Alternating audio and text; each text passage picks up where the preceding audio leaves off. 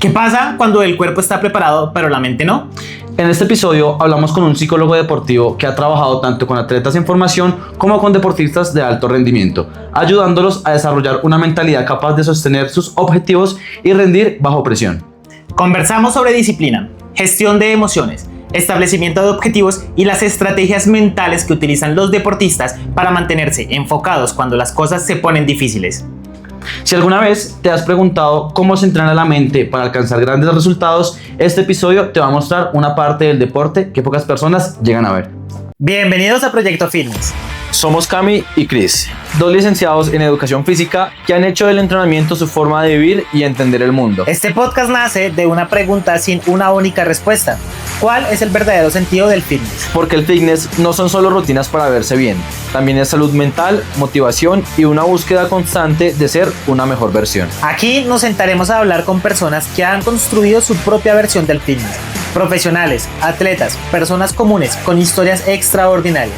Vamos a escuchar sus conocimientos y reflexionar sobre sus historias personales y poder ofrecerte las mejores herramientas para que le des sentido al fitness. Este es nuestro proyecto y queremos que sea el tuyo también. Nuestro proyecto Fitness. Bienvenidos a otro proyecto, a otro episodio de Proyecto Fitness. El día de hoy estamos bastante complacidos y estamos muy felices porque tenemos a un invitado que dentro de su rol profesional tiene muchas herramientas que poder brindarle, no solamente a un tipo de población específico, que es como el tipo de población con el que nosotros hemos tratado más de abordar, que es como la persona arcaica, que está viviendo el ejercicio hasta ahora. Ahorita vamos a tener un especialista que nos va a poder profundizar tanto técnicas como herramientas y al mismo tiempo brindar un rol de importancia, algo que no se tiene muy estipulado. También pues es un placer porque el invitado de hoy, él y yo tenemos una historia muy chévere, muy bonita, porque trabajamos juntos hace muchos años y de hecho una de las personas a las que yo le aprendí muchísimo dentro de mi inicio como entrenador fue a él. Así que bueno, Cami, bienvenido a este Proyecto Fitness, bienvenido y gracias por tomarte el espacio, la oportunidad, por venir a hablar con nosotros y lo más importante, por querer construir conocimiento con nosotros. ¿Cómo estás? Bien, gracias Chris, gracias Cami por la invitación, a la gente que nos está viendo, muchas gracias pues por estar acá, por tomarse el tiempo. Y pues sí, la idea es ver qué sale de esto, cosas interesantes pues para la gente que nos está viendo y la gente que quiera aprender y profundizar un poquito más como en este cuento del fitness desde todas las áreas, no solamente desde la óptica del entrenador y el que entrena. Sí, y también es bonito porque antes de que Cami nos vaya a dar como su background de lo que hace y como toda la experiencia que tiene, yo a Cami lo conocí porque nosotros trabajamos en un proyecto donde trabajamos con atletas de alto rendimiento y yo era el entrenador en jefe, pero los que se hacían cargo de los proyectos eran los psicólogos deportivos y ahí entra Cami. Entonces básicamente el trabajo con nosotros era muy chévere porque Cami me decía como Chris, este deportista necesita desarrollar, no sé, este tipo de facetas, tú desarrollale esto otro. Entonces básicamente como en teoría los deportistas siempre pasaban en primera instancia con Cami y Cami pasaban a mí. Okay. Entonces era un trabajo muy bonito porque yo también me logré foguear un montón y yo logré aprender un montón y yo lo he dicho abiertamente que afortunadamente pude aprender mucho de ellos y eso me dio herramientas para desenvolverme a mí brutal. Cami, primero, ¿qué haces? ¿Qué te dedicas hoy en día? Y también como para que la gente vaya entendiendo un poquito cuál es el rol del psicólogo deportivo. Listo, bueno, yo pues voy llegando ya digamos como al landmark de los 15 años de experiencia en el mundo del deporte. Yo soy psicólogo de base de formación y me especialicé en psicología del deporte y del ejercicio. He trabajado con deporte formativo, con actividad física, con ejercicio, con deporte de alto rendimiento en casi cualquier deporte que ustedes se imaginen. En este momento estoy enfocado un poquito más a los deportes de pelota y a los deportes de raqueta básicamente. Ok, Cami, buenísimo. Cami, aparte, ¿en dónde has trabajado? Experiencia un poco para que la gente se lleve ahí la base de experiencia que tienes. Digamos como que en la base estructural es mi trabajo, digamos, individual a nivel particular con atletas, como les digo, desde formación, iniciación hasta alto rendimiento y alto rendimiento. He trabajado en instituciones públicas, privadas, he trabajado con la Alcaldía de Bogotá, con el IRD, con regionales en otras partes del país, en Huila. He tenido la oportunidad de trabajar en fútbol profesional, donde ahí fue donde tuve la oportunidad de conocernos con Chris y montar como ese proyecto tan chévere que tuvimos durante casi un año, que nos dejó pues un montón de lecciones. Y aparte de eso, pues han habido clubes, ligas, gimnasios, entidades que están interesadas como por la formación, no solamente en salud mental, que es algo que nosotros también podemos proveer, sino también de cómo tomarla o mutar la salud mental y empezar a llevarla un poquito como al desempeño y al rendimiento.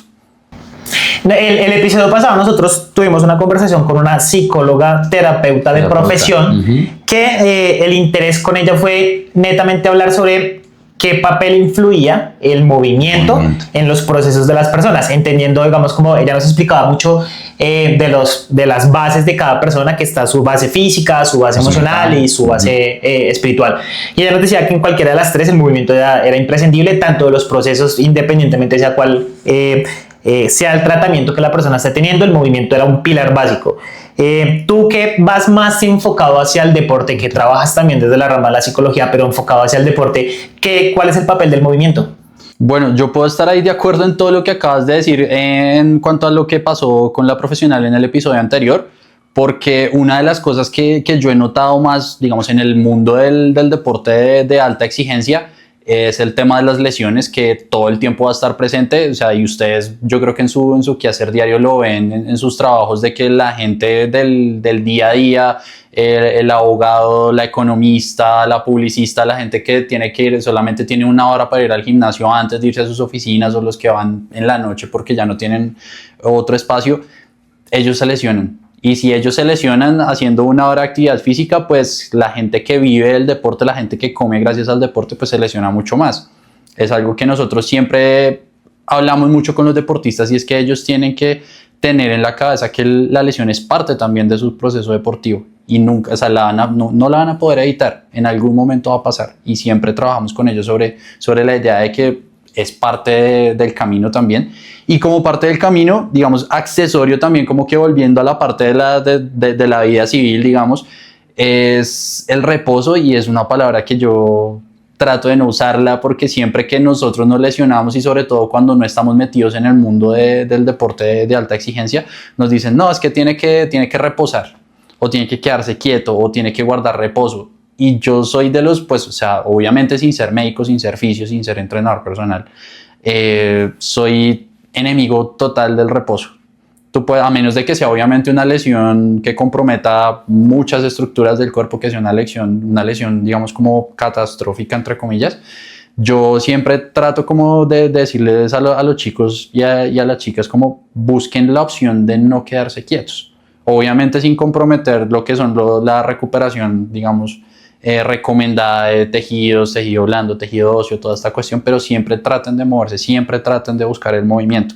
¿Por qué? Pues seguramente algo también de que aprendieron es que el movimiento en sí genera producción de neurotransmisores que también nos llevan a la sensación de bienestar.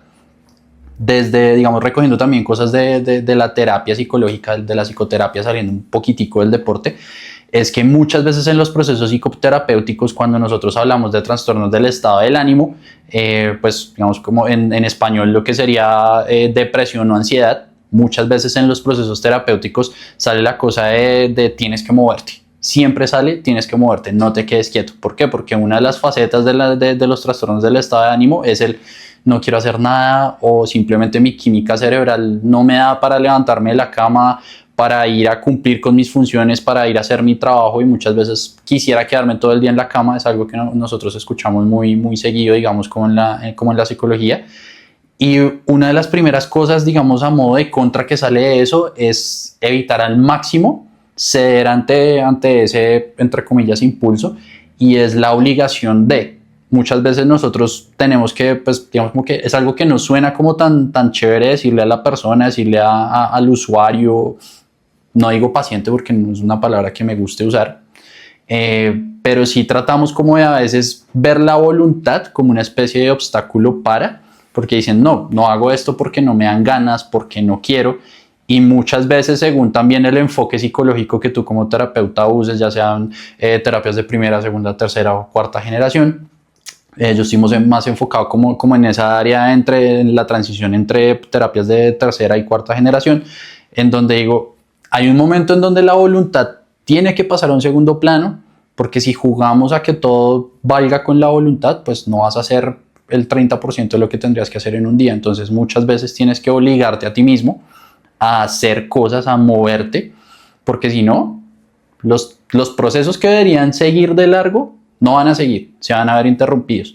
Y entonces eso nos lleva, digamos, eso en vez de ayudarnos a que nos dé una sensación, no sé, de descanso, lo que hace es jalarnos más hacia abajo, digamos, cuando estamos como en estados emocionales de pronto no muy positivos.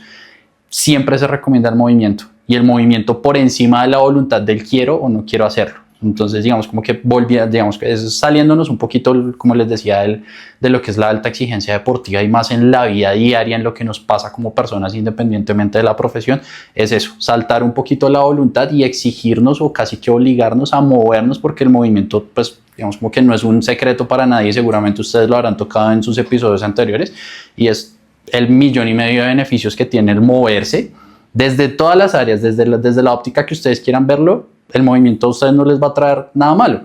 Ya si nosotros nos vamos un poquito, digamos, a metiéndole un poquito como de humor al cuento, nosotros en el mundo de la alta exigencia del deporte de rendimiento siempre nos reímos de la frase de que el deporte es salud, porque nosotros todos los días vemos un carrusel de deportistas lesionados en fisioterapia, en medicina, en ortopedia, pero pues porque es gente que tiene unas cargas de entrenamiento muy fuertes, es gente que realmente vive de eso. Y que llevan el cuerpo a un nivel de exigencia altísimo. O sea, exactamente. Pero es importante ver cómo Cami también lo menciona, el movimiento es importante, es pilar, base. Cami, a mí me llamó mucho la atención lo que tú decías de terapia de primera, segunda, tercera, cuarta. ¿Nos puedes explicar un poquito de eso? Listo, pues no haciendo, la idea no es como hacer una cátedra de primeros semestres de psicología, pero más o menos lo que son terapias de primera, segunda hasta cuarta generación son más o menos como los enfoques epistemológicos que se fueron desarrollando a medida que la ciencia de que la disciplina de la psicología fue evolucionando a medida que iba descubriendo cosas. Digamos, las más conocidas son terapias de tercera generación, que son los enfoques sistémico, cognitivo-conductual. Todas estas cuestiones, las terapias de cuarta generación son algo de pronto que es más conocido o que nos suena más a nosotros en el día a día, que es, por ejemplo, el famoso mindfulness, es como uno de los ejemplos más conocidos de terapias de cuarta generación. Y simplemente como decir de pronto esta es buena, esta es mala, simplemente ha sido como la misma evolución de la disciplina, de la psicología como una disciplina, como una ciencia. Ha sido el mismo desarrollo de la ciencia en el que en algún momento, como les ha pasado a todas las ciencias que existen en el mundo, en algún momento se partieron de unos supuestos, se partieron de unas premisas y hacían las cosas bajo un marco referencial determinado, que después de mucho tiempo, a partir también de prueba y error, de método científico, como quieran llamarle, ese conocimiento fue evolucionando hasta ir descubriendo cosas, y eso va haciendo que el mismo conocimiento evolucione, y eso es lo que va marcando, digamos, históricamente lo que vendrían siendo como las generaciones en cuanto al abordaje psicoterapéutico en las personas. Ok. Cami, ahí cuando me genera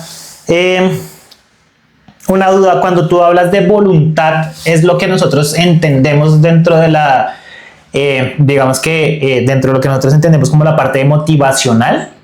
¿O es completamente desligado? Porque digamos como que yo ahí tengo como 3 preguntas. Hay cosas que eso, una de las primeras veces que yo escuché este término, te lo escuché fue a ti. Cuando nosotros estamos hablando, tú que tocabas el tema de las lesiones, nosotros también solemos tocar mucho el tema de las lesiones, donde nosotros decimos pilas porque el quedarse quieto pues agrava más la lesión. Y al mismo tiempo ahí aplica algo que nosotros utilizamos mucho, que es el movimiento reestructurado, o básicamente un proceso psicomotor en donde sí tiene ciertas condiciones para poder permitir que la persona vuelva a reincidir nuevamente en el movimiento, ¿cierto? Entonces digamos como que algo que nosotros solemos debatir mucho es como pilas, pues si a ti el médico te dice, y también tenemos que tener en cuenta el contexto en cuanto al sistema de salud en el que nosotros estamos, en donde entre menos gente esté con el médico, pues mejor. Y pues si el médico te dice a ti como no, pues es que tienes que seguir este proceso, tal persona te va a seguir, pues claramente no va a pasar. Entonces es como, no, pues vete para tu casa y quédate quieto, no sé, un mes, y pues vuelvan un mes a ver qué pasa. Y es donde nosotros entramos a hablar de movimiento condicionado, o donde nosotros empezamos a hablar netamente de procesos psicopedagógicos en cuanto al movimiento, ¿sí? Reestructurar patrones de movimiento. También en episodios anteriores, ¿te acuerdas que Chava nos hablaba sobre los entrenamientos cruzados, donde decía como marica, pues que decía como marica, si tienes jodido el brazo derecho, nosotros la ciencia ya nos entendió, ya nos explicó básicamente que nosotros trabajamos bajo información cruzada, pues mueva su brazo izquierdo, que eso de cierta manera le va a poder servir y demás, ¿cierto?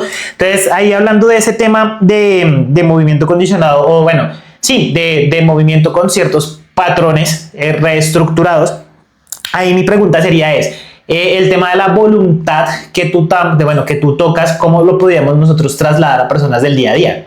Porque digamos como que bueno, sí, yo te entiendo y te vi trabajando eso con atletas de alta resistencia, pero cómo nosotros podemos trasladar esa parte de voluntad a las personas del día a día y al mismo tiempo de qué manera se podrían encontrar ese tipo de herramientas, como ven, si te está costando, probemos esta otra, ¿sí? ¿Cómo podemos reestructurar esos patrones? Bueno, esa pregunta es bien interesante, Cris, porque ahí ya empezamos a tocar otro tema que no habíamos nombrado hasta este momento, y es el tema de las metas y de los objetivos, del establecimiento de los objetivos.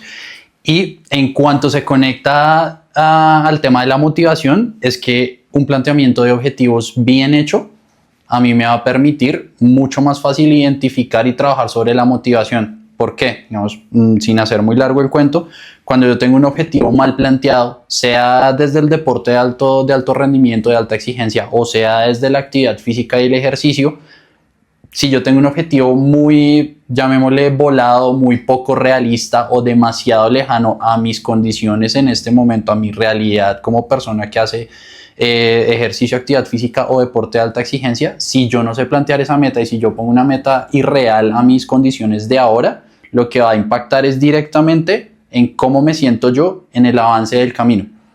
¿Eso qué se traduce?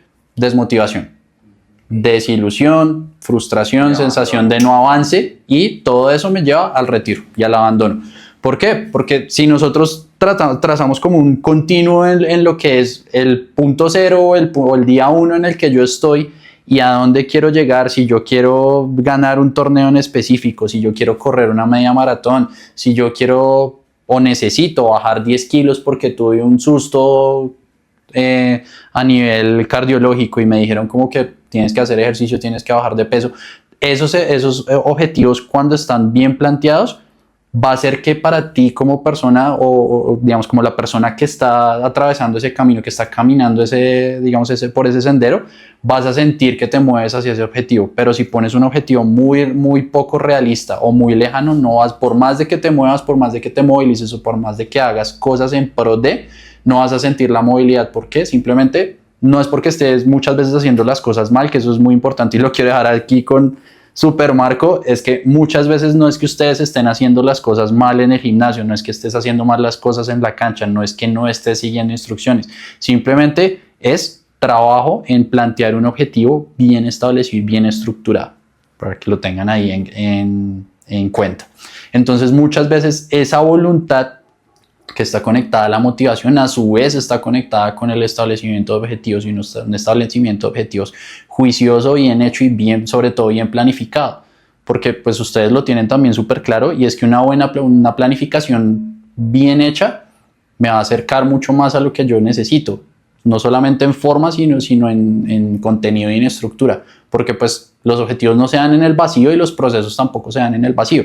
Entonces, a medida que podamos como que hilar esas estructuras y las podamos ir juntando, no solamente lo de la voluntad y lo de la falta de ella, que también lo voy a tocar en un segundo, con la estructura. Si esa estructura está bien hecha, combinada con la motivación y con la voluntad, a mí me va a acercar mucho más al objetivo.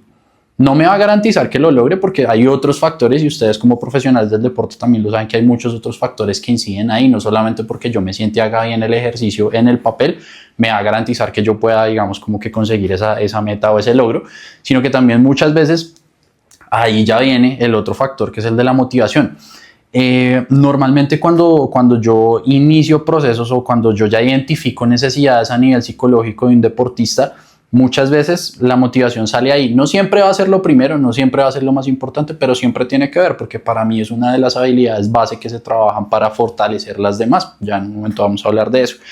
Y sobre todo cuando estoy trabajando con atletas menores o que no tienen experiencia como en el entrenamiento mental ni en la formación, o bueno, no en la formación, pero sí en el entrenamiento en habilidades psicológicas, es entendernos. entendernos ustedes como deportistas y yo como persona que aporta a su proceso como deportista.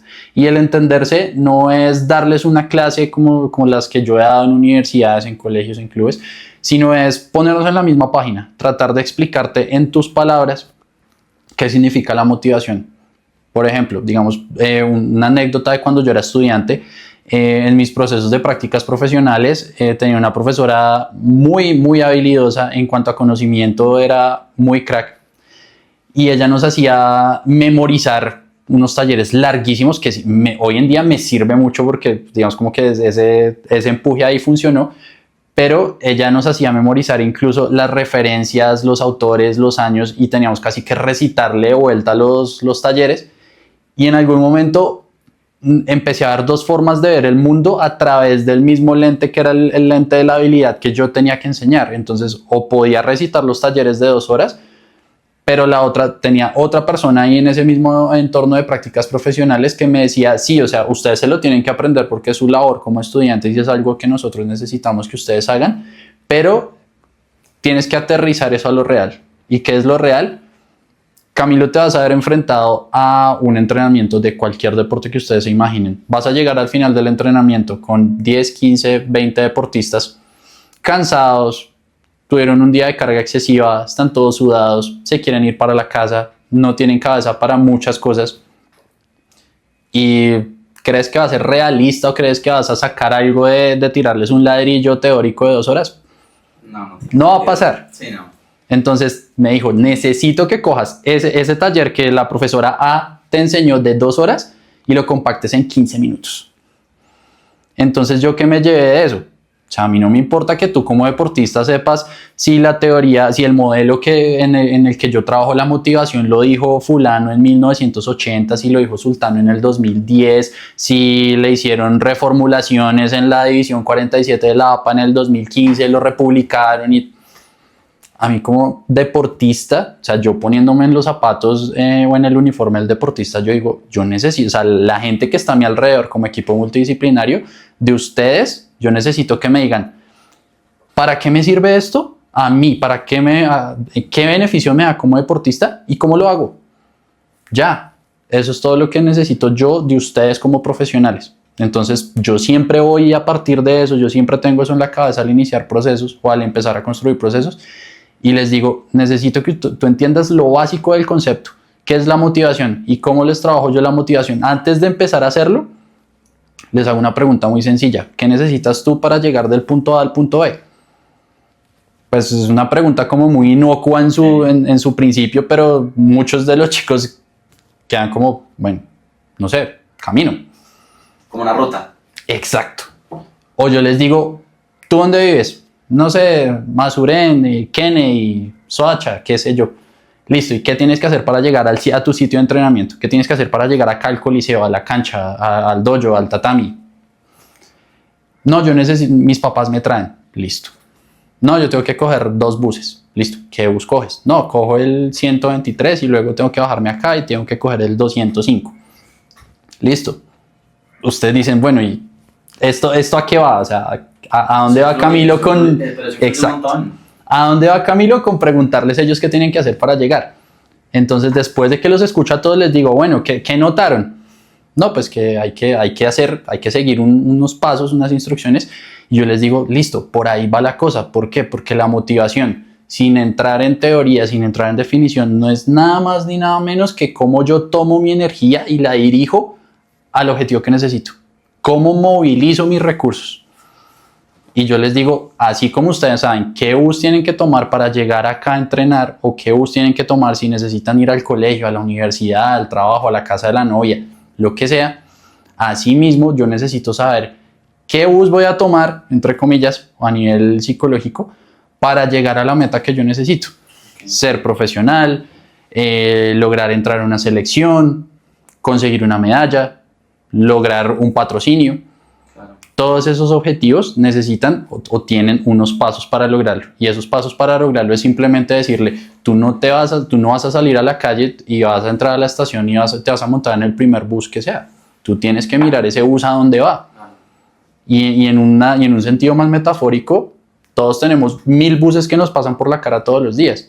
Y a partir de de las elecciones y de las decisiones que nosotros tomamos como miembros, digamos, como personas que hacemos ejercicio, como personas que hacemos actividad física, como deportistas de alta exigencia, es decidir en el momento que es, a qué bus debo yo subirme para llegar a donde quiero llegar, porque no todos los buses me llevan al mismo lado.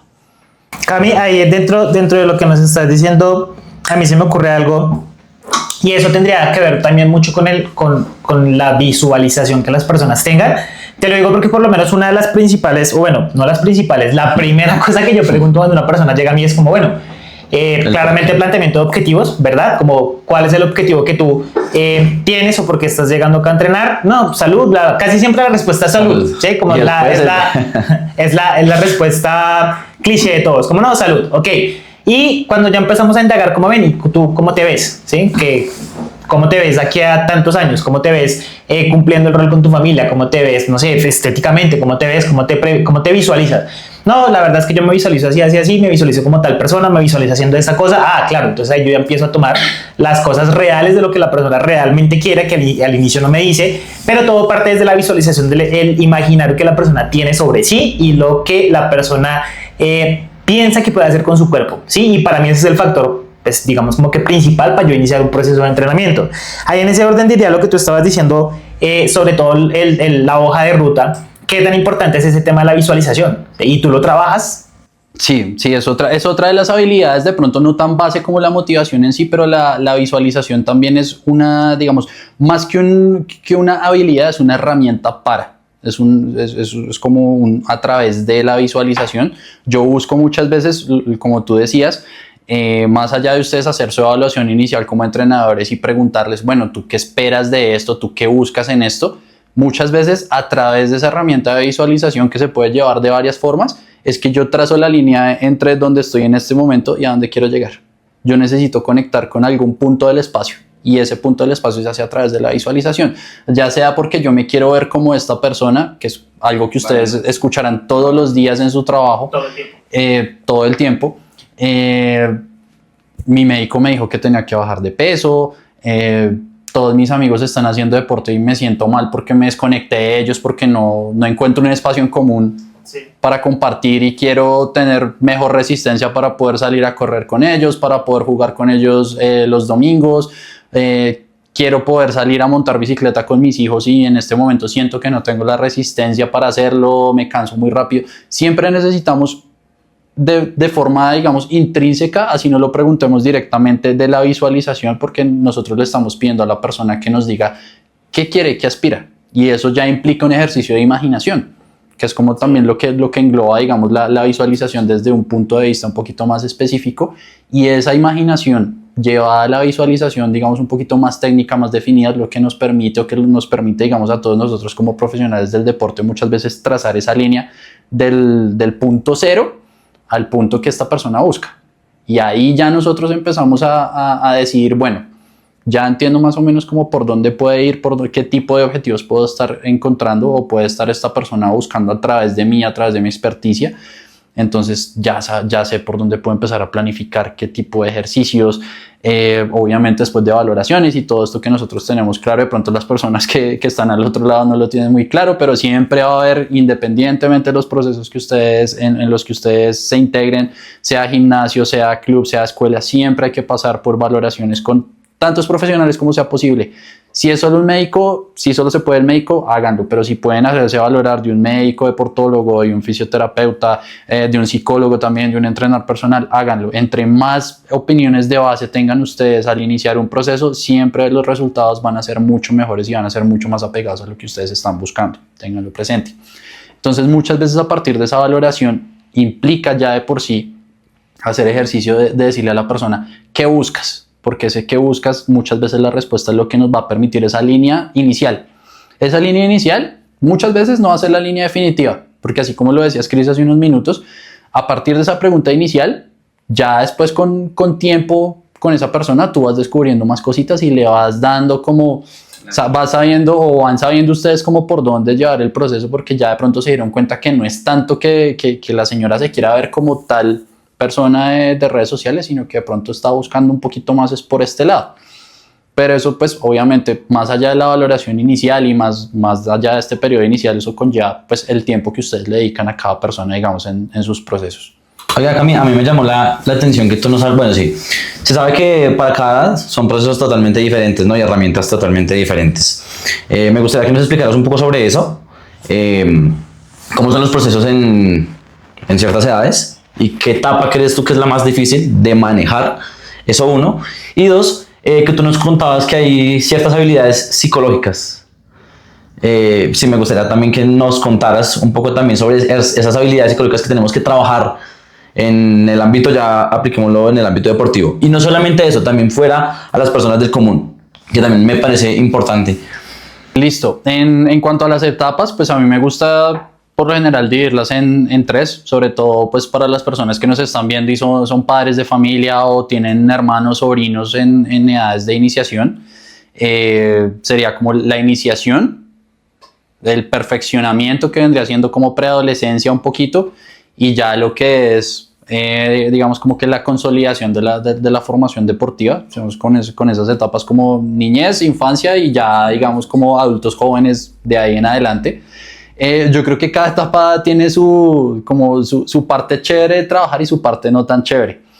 Muchas veces, yo, digamos, en todos estos años he conocido profesionales excelentes, pero hay profesionales que en medio de su gran conocimiento, de su gran don de análisis, de su gran don de construir cosas, muchas veces, o todos como profesionales también tenemos nuestras fallas, y muchas veces nosotros como profesionales no sabemos cómo hablarle a la persona que tenemos al frente, no sabemos adaptarnos a un auditorio en el sentido o a un receptor del mensaje.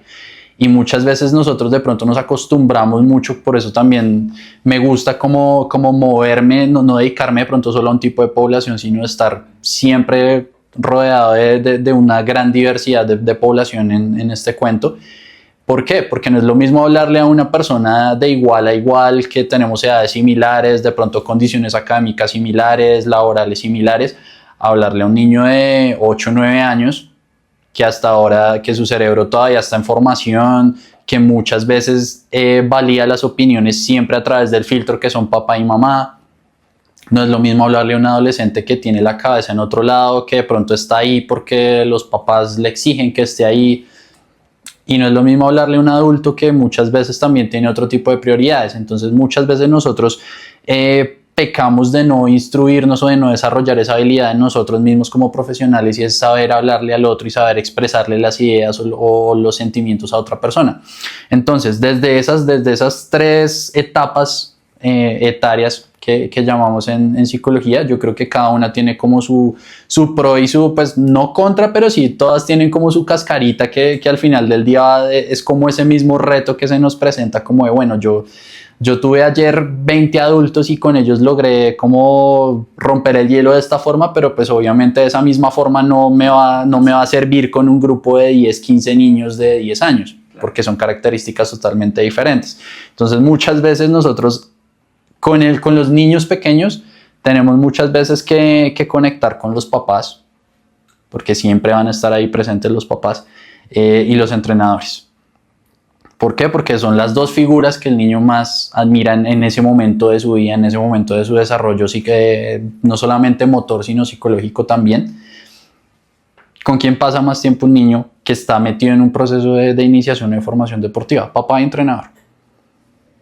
Bueno, papá, mamá y entrenador.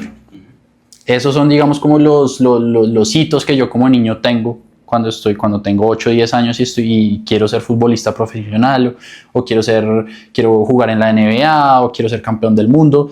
Yo siempre admiro a mi entrenador, porque es el modelo que yo tengo acá, cerquita.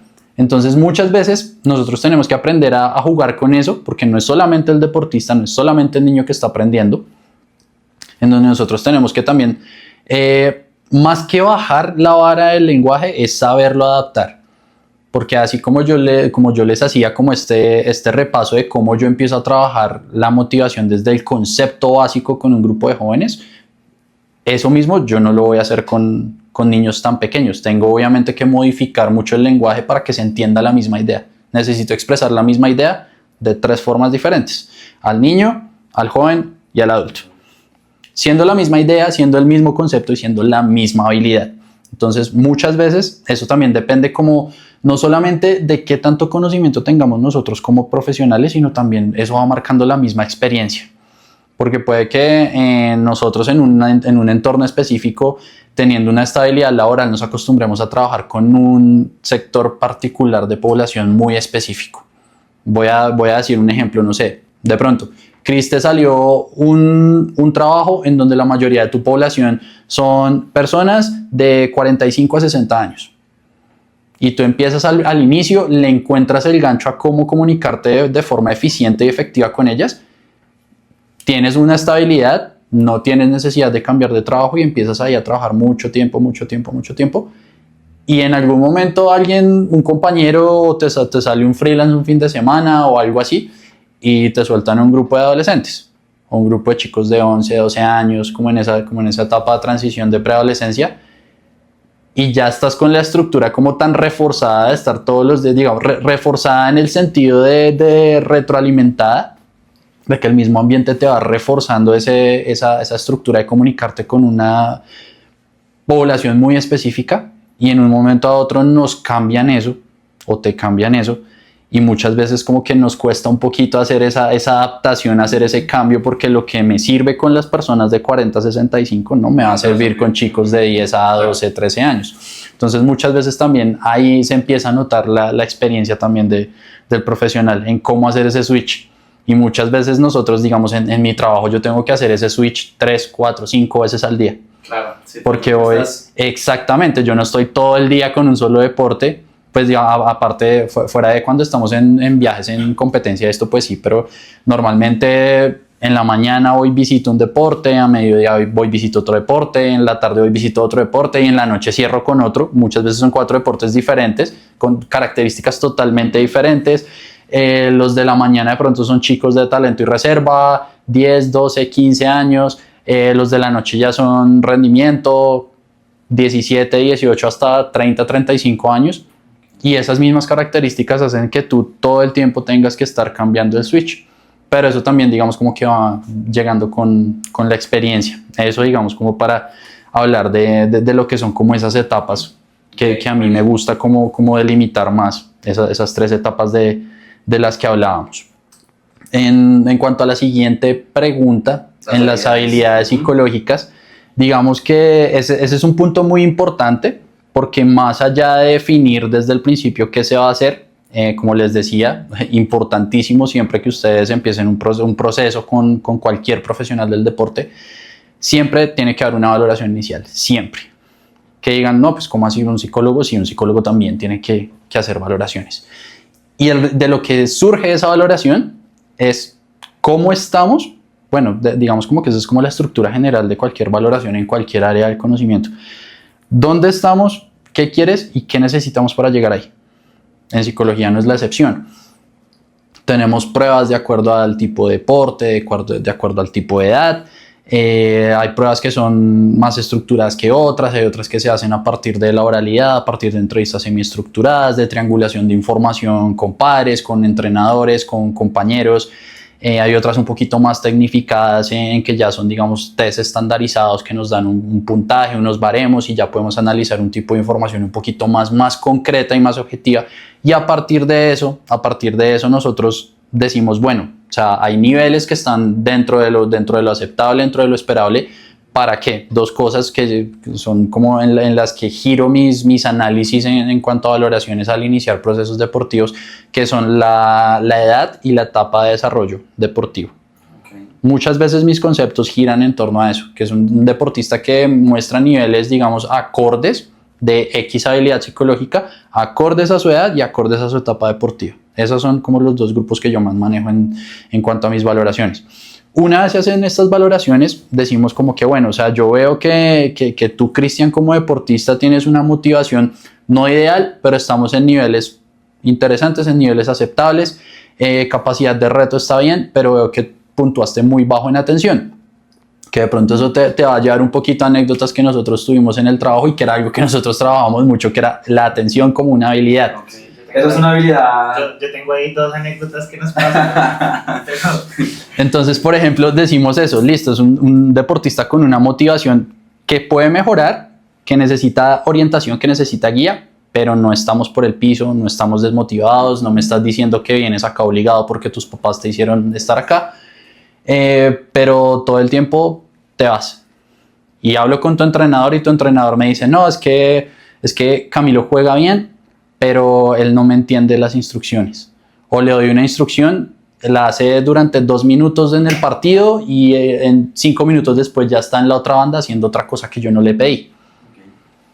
Entonces, ese tipo de cosas a nosotros nos dicen, bueno, yo necesito empezar a construir a partir de esto para ir levantando y equilibrando lo demás, que esa es otra de las, digamos, como de las máximas que yo siempre intento en mis procesos psicológicos, es más que prometer títulos, más que prometer medallas, más que prometer una mejoría que de pronto suene más atractiva para una persona que quiere comprar un proceso, porque digamos como que muchas veces mi intención como profesional no es decirles, vas a ser el mejor atleta, vas a triunfar, vas a hacer selección Colombia, vas a llegar a un mundial. Yo, primero, es la formación de una persona integral dentro de su vida, más allá de sus logros deportivos, que a través de la estabilización de esas habilidades psicológicas de las que estamos hablando en este momento, yo pueda establecer una mayor predictibilidad en cuanto a mi comportamiento como deportista. Eso va a aumentar la probabilidad, eso también es números, va a aumentar la probabilidad de que yo tenga un mayor control sobre mi desempeño deportivo.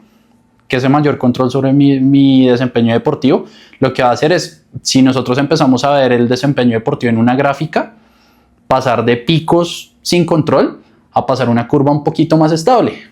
Si yo como deportista logro tener esa curva un poquito más estable en mi comportamiento, va a ser mucho más fácil que yo pueda empezar a planificar sobre eso para la búsqueda de logros deportivos. Okay. Pero nunca se le dice al papá como que no, mira, es que si tú tienes mis servicios como psicólogo deportivo, tu hijo se va a volver el mejor.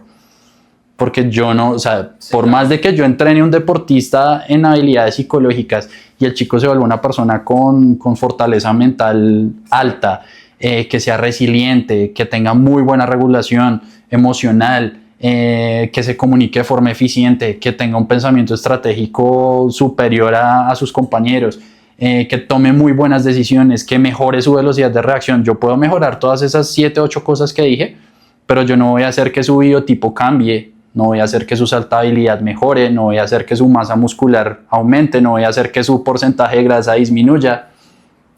Entonces ahí empezamos a ver la integralidad, no solamente desde el ser deportista, ser hijo, ser trabajador o ser estudiante, sino también es la integralidad de cómo ese ser en el centro tiene que estar visto por las ópticas de muchos profesionales, no solamente del entrenador y el psicólogo o del entrenador y el fisio, sino está el médico, está la nutricionista, está el fisio, está el rehabilitador cuando tenemos esos procesos inevitables de lesión. Hay muchas ciencias del deporte, como ustedes lo saben, de pronto los que están al otro lado no lo saben, pero hay muchísimas ciencias del deporte, no solamente es el entrenamiento. Entonces, todas esas ópticas aportan desde lo suyo para formar ese atleta integral. Entonces, por eso es que no me gusta, digamos, o evito en mis ofertas como vender triunfo. Claro. Yo intento vender, en el buen sentido de la palabra, yo intento vender un proceso y una estabilidad. Claro. A mediano y largo plazo. Construir a un personaje, por decirlo así. Exacto, construcción y mantenimiento.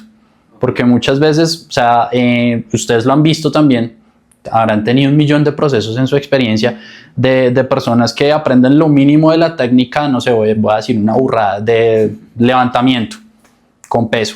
Y entonces aprenden lo básico de la técnica y dicen, no, yo ya sé, y no vuelven. ¿Por qué? Porque se van a hacer solos cosas para las que seguramente no están preparados, pero como en su cabeza ya aprendieron lo mínimo de la técnica, bloquee la espalda, baje los glúteos, pies paralelos, etcétera, etcétera, dicen, no, pues yo ya sé.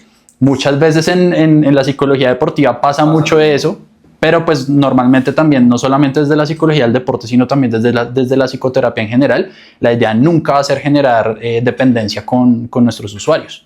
Va a ser hacer un acompañamiento juicioso que muchas veces puede ser 6, 7, 8 meses, muchas veces puede ser más tiempo, pueden ser años de trabajo, en donde la finalidad de ese trabajo no es tener un atleta enganchado de por vida, porque no es el interés de nosotros, o no, al menos personalmente no es mi interés tener un deportista enganchado por toda la eternidad, sino que en un momento poder decir, tú ya puedes andar solito.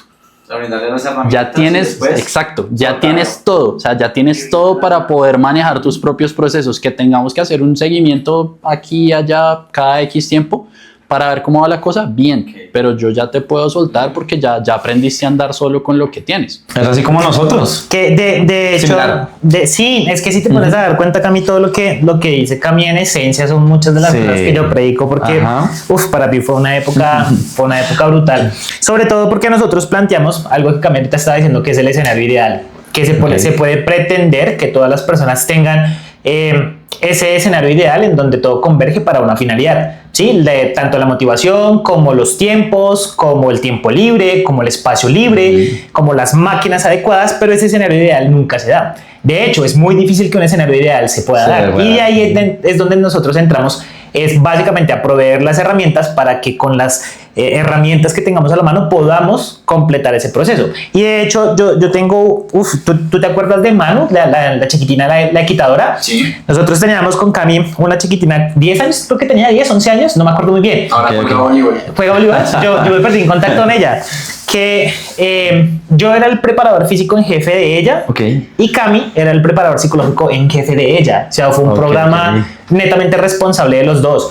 Y nosotros hablándonos, decíamos que, porque claro, nosotros teníamos que llegar con los testeos, con los programas, teníamos que llegar con todo planificado, porque básicamente lo que se le vendía era como pilas. Ella practica cierto deporte, nosotros vamos a llegar a ser el complemento interdisciplinario de ese deporte para poder potenciarla dentro de sus propias capacidades. Eso era lo que hacíamos nosotros. Entonces, básicamente, yo me acuerdo mucho que mi jornada de mañana empezaba muy temprano con el equipo profesional, ¿te acuerdas? Llegaba todo el equipo profesional cuando Fortaleza recién ascendió a la A. Entonces nosotros, boom, contacto con el equipo profesional. Mediodía, boom, contacto con escuela. Tipo 4-5, boom, con los de nacionales. Tipo 8, los padres de familia. Y eran contextos demasiado diferentes en donde eso sí teníamos un espacio muy amplio, pero en ese espacio muy amplio nosotros decíamos como mierda, hoy fue un día de mucho voleo, pero al mismo tiempo también fue un día de mucho aprendizaje, sobre todo por las herramientas que nosotros podíamos dar. Pero siempre entendíamos y comprendíamos que el tema del escenario ideal no se daba. Sobre todo porque algo que también yo aprendí mucho en ese momento fue la forma en la que me tenía que comunicar dependiendo de las personas. Yo me acuerdo mucho que a los profesionales eran 2 instrucciones, se ejecuten y ya ellos se tienen que ir, ¿sí? Y si digamos yo me extendía mucho hablando con X persona, me apretaban. Bueno, marica, ¿qué estás haciendo? Sí, porque eso de una vez te cogían a ti, claro, te apretaban. Entonces uno va aprendiendo. A los pelados de escuela era diferente. A los pelados de escuela uno los cogía, uno les podía hablar un poquito más, y a los pelados de nacionales era igual. Como tenemos 2 horas y tenemos esta proyección realizada, Cami tiene 1 hora, yo tengo 1 hora, y es 2 horas de no podemos entrar a socializar, tenemos que llegar con el trabajo muy puntual. Entonces eso me hace pensar también y me hace caer mucho en cuenta lo que tú decías del trabajo interdisciplinar, y es que básicamente yo también predico mucho lo de zapatero a tu zapato. Yo soy el entrenador en jefe, ¿sí? yo me encargo de todo tu proceso de entrenamiento, pero si tú necesitas rehabilitarte hay que buscar un fisio, ¿sí? Yo puedo reeducar ciertos patrones, pero hay que buscar un fisio, ¿sí? ¿Quieres hacer el acompañamiento con nutrición? Claro, yo soy certificado en nutrición internacional. Yo puedo hacer ese seguimiento, pero es que mi rol como tal y mi especialidad es entrenamiento. Yo soy entrenador. Te puedo brindar las herramientas para que puedas aprender más y tener más. Sí, lo puedo hacer seguimiento. Si quieres un entrenador, si quieres un nutricionista, vamos a buscar un nutricionista en jefe. Y eso también es algo que también me gustaría decirlo como a la comunidad, tanto académica como no académica, que nos hacemos responsables de los labores y de los procesos de las personas, es no intente solucionarlo todo usted solo, porque nosotros estamos jugando con la vida y la salud de otra persona. Y la vida la vida de otra persona y el proceso de una persona es una responsabilidad brutal. Enorme. Y si nosotros, que estamos academizados en el tema, que tenemos mucha experiencia y que hemos tenido procesos largos, no nos animamos a hacer lo que hace el fisio, lo que hace el nutricionista, lo que hace el médico, pues personas que tampoco tengan esos roles, pues no se animen a hacerlo, porque estamos jugando con la vida de las personas. Y eso es algo que no se tiene muy en cuenta, que es la responsabilidad social dentro de nuestro rol y de nuestro labor, que es algo que nosotros también hacemos. Entonces ahí también me da cabida para decir eso. Y yo te tenía una pregunta específica, Cami, y es básicamente el rol social que cumple el deporte, ¿sí? Porque quiero entenderlo, y eso lo voy a decir ya parafraseando mi propio concepto, digamos como la forma en la que yo lo entiendo, es que básicamente la psicología pues está para permitir que el individuo se pueda socializar y que el individuo pueda entrar dentro de un contexto social. Nosotros hablamos de entrenamiento y hablamos de más cosas, es para que una persona pueda tener control sobre su cuerpo, entender que puede habitar su cuerpo y que entienda como no es un cuerpo, no, yo soy mi cuerpo y viva a través de la corporidad, ¿verdad? Pero todo eso se hace desde la sociedad y desde la observación con el otro o la relación que tiene el otro. Entonces ahí, digamos, mi pregunta es netamente esa. Uno, por un lado, ¿qué rol cumple el deporte en el ser, bueno, en la parte social de una persona? Y al mismo tiempo, las personas de alta competencia o de alta competitividad, ¿cómo ven esa parte social? Porque por lo menos tú lo mencionaste ahorita, por lo menos las personas del día a día que van al gimnasio básicamente porque necesitan tener espacios en comunes con sus amigos, rol social del deporte. Las personas que entran a los running club, rol social del deporte, ¿cierto? Hoy en día que básicamente una persona si quiere ser aceptada socialmente tiene que sí o sí estar haciendo ejercicio, porque pues las redes sociales nos están vendiendo eso, ¿sí? Como quieres hacer parte de, tienes que moverte, no hay nada, o sea, no hay chance. Pero ¿y el deportista de alto rendimiento qué? Porque ese deportista de alto rendimiento no tiene tiempo para vivir en sociedad, diferente. Porque va en pro de la competitividad. Entonces sí me gustaría como entender, uno, el labor del deporte en la sociedad y pues sí poder desligarlo en cuanto a la importancia tanto la persona que hace parte de la sociedad por medio del deporte y los deportistas élite que yo sé y entiendo que no tienen esa capacidad. Bueno, yo creo que para englobar esa pregunta, para entender ese concepto del rol social del deporte, sea iniciación, formación o alto desempeño, creo que aquí la palabra o el término clave es la validación. ¿En qué me baso yo para hablar de la validación como eje fundamental para esa respuesta, Cris? Y es que muchas veces nosotros, al observar el deporte como otra instancia de interacción social, es muchas veces hablando, digamos, volviendo al tema de las edades o de las etapas de vida que nosotros como profesionales manejamos en el deporte, y es que muchas veces nosotros podemos decir que iniciamos o que nos metemos en un deporte por gusto, donde pueda que la actividad nos guste, pero nosotros empezamos a descubrir otras cosas. De pronto puede que, y lo he visto en mi día a día y lo veo en mi día a día, que muchas veces el chico que en el colegio de pronto no tiene tantos amigos, de pronto no es dado a hablar mucho, llega a entrenamiento y se transforma. Se habla con todos, es súper amigo de todos. ¿Qué es el mejor de su categoría? No, ni cerca. Y se ve todo el tiempo. Pero los papás los llevan felices porque dicen, no, es que a mí me encanta ver a mi hijo hablando con todos, corriendo, saltando, jugando. Se le olvida que en el colegio de pronto no la pasa tan bien, o tuvo un mal día en el colegio y empieza a entrenar y se transforma. Entonces muchas veces el rol del deporte como agente de socialización es supremamente importante, sobre todo en esas edades.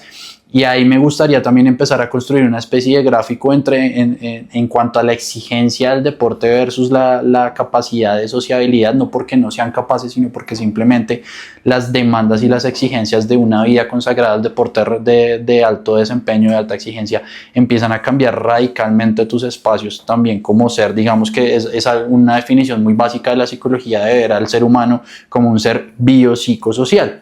Están esos tres elementos ahí presentes como en esa definición.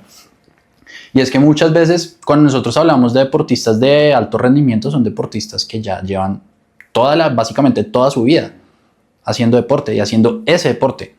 Y ya son personas reconocidas que muchas veces ya viven comen gracias a su deporte, tienen patrocinios, son imagen de marcas, muchas cosas.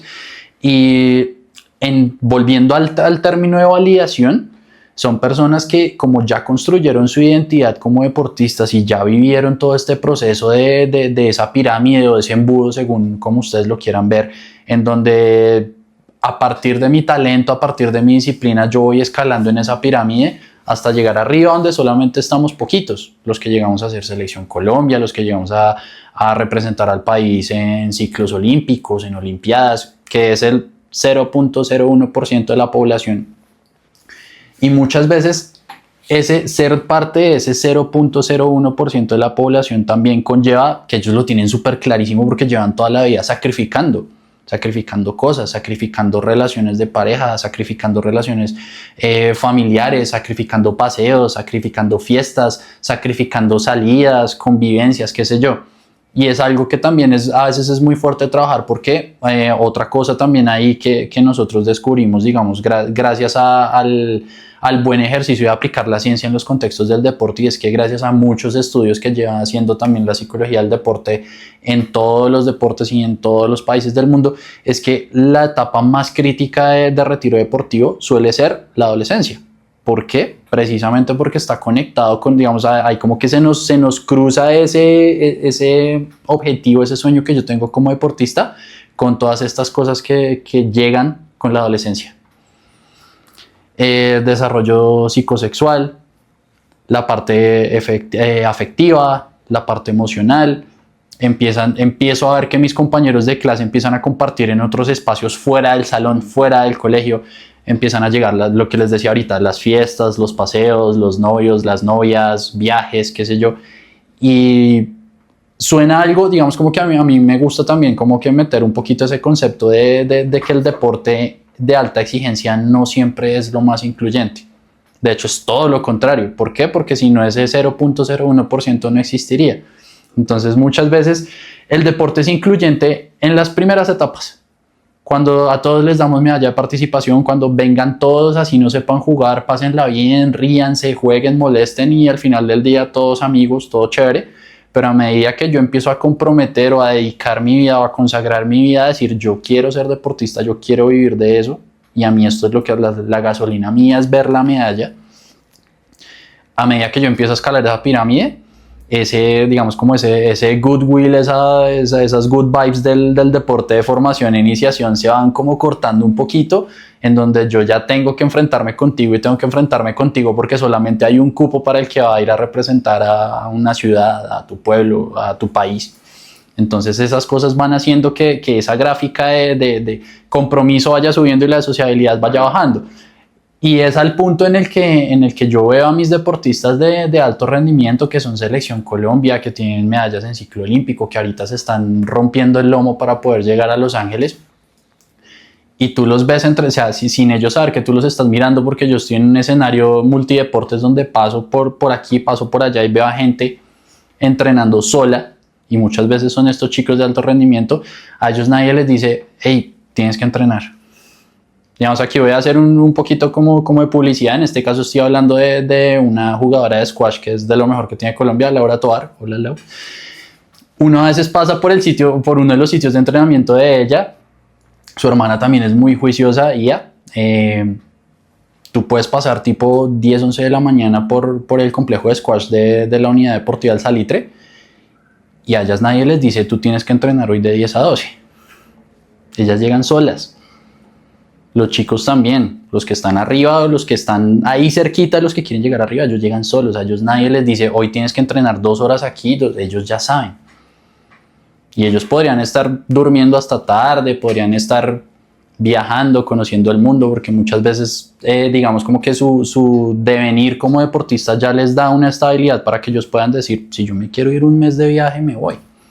Pero ellos en vez de irse de viaje ese mes porque tienen la oportunidad de hacerlo y tienen los medios como hacerlo, tú los ves ahí entrenando solitos, sin entrenar. Ellos ya saben qué hacer. Entonces muchas veces es, de nuevo, como ese nivel de compromiso y ese nivel de consagración a la vida del deportista hace que obviamente tienen pareja, tienen amigos, tienen matrimonios, tienen familias, pero ya aprendieron a articular eso porque muchas veces su mundo también se vuelve el deporte. Y muchas veces así como podemos verlo desde la óptica de pueblo chico, infierno grande, donde yo llevo entrenando 10 años karate con los mismos 20 y llevo 10 años viéndome la cara con los mismos 20 y yo sé que todos han sido novios de todos, todos han sido traga de todos, pero llega un momento en el que digo, pues este es mi mundo y esta es mi realidad, que hay que intentar buscar el equilibrio, sí. Obviamente, o sea, un deportista, también papás, si nos están viendo, el deporte no puede ser el 100% de la vida, siempre tiene que haber un equilibrio, busquen un balance. Y si ustedes son deportistas, si ustedes son personas consagradas a una actividad física, a un ejercicio, si están trabajando por un objetivo deportivo grande, busquen espacios de esparcimiento, busquen espacios donde se desconecten del deporte. Eso es importantísimo, porque como les decía hace unos minutos, nosotros como seres integrales no somos únicamente ni familia, ni únicamente trabajadores, ni únicamente estudiantes, ni únicamente deportistas. Nosotros necesitamos de todo para ser lo que somos. Así como decías tú, Cris, de la corporalidad, que me gusta mucho esa frase, es eso, o sea, nosotros somos una suma de todo lo que somos. Y nosotros no podemos darle la carga de ser yo mismo a una sola de esas áreas. Entonces yo no puedo ser deportista de alto rendimiento el 100% del tiempo. No es viable. Y normalmente cuando hay personas que intentan serlo, llámese deportista, llámese entrenador, llámese padre de familia, eso siempre se va a reventar por algún lado. Es como una olla express. Sí, claro. Siempre va a salir por algún lado. Y entonces muchas veces necesitamos, como deportistas consagrados donde esa gráfica de sociabilidad baja un poquito en nosotros. Ahí es donde está, digamos, como también la habilidad de ellos de saber que hoy de 10 a 12 tengo que ir a entrenar y entreno solo porque yo ya sé que yo ya entiendo con mi entrenador. Llevo 20 años haciendo esto, 25 años haciendo esto, y mi entrenador me dice, hoy tienes que hacer esto, esto y esto, y él no tiene que estar ahí para que yo vaya y lo haga, porque yo ya entiendo la técnica, ya sé cómo hacerlo, ya puedo manejar mis cargas, y yo ya sé que en mi semana va a hacer esto y esto y esto, y cuando me reúna con mi entrenador, listo, que aciertos, aprendizajes que hay por mejorar. ¿Por qué? Porque ellos ya saben que lo tienen que hacer, pero así mismo como ellos saben que ellos van a entrenar esas 2 horas sin que nadie los mire, sin validación externa, porque eso también es otro tema que se ve mucho en los jóvenes, ellos así mismo también lo tienen claro de que terminan sus 2 horas de entrenamiento, estiran, nadie les dice cómo estirar, ellos podrían irse así nomás, pero sagrado, estiran solito, nadie los está viendo, y uno los ve ahí escondiditos y estiran los tiempos que son, estiran todos los grupos musculares, se cambian, agüita para sus cositas al carro y se van. Y se van a almorzar y después van y se ven con su pareja, van y hacen cosas de su trabajo, al final se ven con su familia y siguen siendo personas integrales. Solamente que ya después de mucho tiempo y de una vida consagrada a eso, donde ya conocen cómo moverse dentro de esa dinámica, ya logran dejar de ser el 100% deportistas de rendimiento y encuentran una forma de conectar con sus otros aspectos. Un espacio, ¿no? Y también es un punto de 100% disciplina, ¿no? O sea, también la disciplina es marcadísima por todo lo que tú nos cuentas, que nadie tiene que estar empujándolos, nadie tiene que estar diciéndoles absolutamente nada. Entonces eso también es 100% disciplina, que también entran otros factores en juego, pero ahí donde la disciplina se ve muy marcada, ¿no? La constancia, todo el tema que tú nos cuentas, Cami, y me pareció muy bueno y nos ha botado mucha información buenísima. O sea, nos ha botado buenos tips ahí de aprendizaje muy buenos. Cami, entrando a todo ese tema que nos compete, yo quiero hacerte la pregunta por todo lo que nos has contado y es, ¿cuál sientes que es tu propósito dentro del fitness? Bueno, ya hablando de fitness, y antes de entrar a eso, pues algo que tú mencionas es que es la disciplina, y ténganlo por seguro que la disciplina siempre va a vencer al talento. Sí, siempre. Y o sea, de mis 14, 15 años en esto, he visto ejemplos de eso una y mil veces. El deportista disciplinado siempre va a llegar más lejos que el deportista que tiene talento pero no tiene disciplina. Entonces tenerlo ahí como súper claro. En cuanto al fitness, pues antes de grabar el episodio yo intercambiaba unas palabras con Cris sobre el fitness y sobre cómo yo veía el fitness. Y muchas veces, digamos, como que a mí me gusta partir de lo general a lo específico. Y hablando de lo general, uno siempre ve el fitness es como, digamos, hoy en día el fitness hay que empezarlo a entender, al menos desde mi óptica, hay que empezarlo a entender como primero lo que no es. Que eso vendría siendo la moda. El fitness no es la moda, el fitness no es verse bien, porque yo puede que me vea bien, pero me toman un cuadro hemático y sale todo horrible, o tengo unos hábitos de sueño horribles, sino que en la mañana me maquillo súper bien y todo bien en cámara. Muchas veces es a partir de eso, de entender que el fitness no es eso y que el fitness... Exacto, o sea, lo que nos venden y lo que nosotros muchas veces inconscientemente terminamos comprando. Eso también es muy importante tenerlo en cuenta. Y otra cosa que a mí me funciona mucho es entender la palabra desde su misma, llamémosle, desde su misma epistemología, desde su misma semántica, desde qué significa la palabra. Más allá de todo lo que conlleva, más allá de la puerta que nos abre entender el concepto, es qué significa la palabra. Entonces, si yo cojo fitness y yo la traduzco al español y yo la entiendo, es como la habilidad de adaptarse. Adaptarse a. No nos dice a qué. O sea, ser apto para fitness. Entonces, yo le decía a Chris, es que tú no solamente tienes que ser fit para las máquinas, o fit para cuando entras al gimnasio, o fit para comer, que muchas veces es como una broma muy común entre todos, como que no, pues no sé, vamos a comer y alguien pide agua y todo, uy, está fit, o no, hoy estoy fit, entonces hoy voy a pedir agua con gas, hoy no quiero gaseosa, estoy fit. Entonces muchas veces es entender la palabra para poder enmarcarme dentro de ella. Entonces es la aptitud para. Entonces, ¿para qué quiero yo ser apto? Entonces muchas veces yo veo también desde el deporte de rendimiento se ve el fitness es la aptitud para o lo que yo necesito al punto donde yo necesito llevar mi cuerpo para lo que necesito que mi cuerpo me dé. Algo que tú también nombrabas acerca de mi trabajo y sobre todo en el tema de lesiones, y era el entender que yo todo el tiempo estoy con población que está intentando todos los días llevar su cuerpo al límite.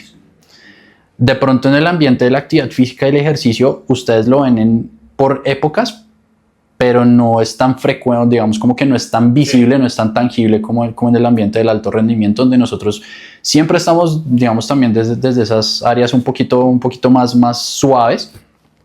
Siempre queremos como ir mejorando, pero ir mejorando con distintos objetivos. O sea, no es lo mismo que yo quiera mejorar porque me quiero sentir mejor con mi imagen, quiero estar de pronto más conforme con la persona que yo estoy viendo en el espejo todos los días, que me quiero sentir mejor, que quiero que mi autoestima aumente, a ser la persona en que hoy me tengo que levantar y yo sé que en una semana tengo chequeo y de ese chequeo depende que yo pueda ir a una competencia y revalidar un estímulo económico que a mí me sirve para hacer el mercado en mi casa.